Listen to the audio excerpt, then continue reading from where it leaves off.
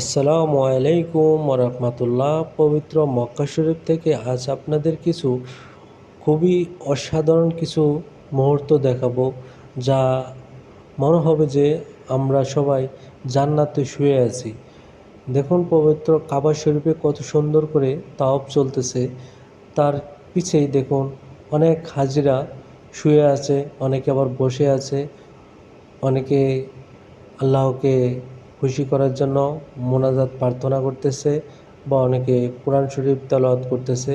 সবচেয়ে মজার বিষয় হলো কি জানেন, যে যারা এখানে শুয়ে আছে, বসে আছে, মনে হচ্ছে যে জান্নাতের বুকে শুয়ে আছে। মাশাআল্লাহ, এত সুন্দর দৃশ্য আর কি হতে পারে।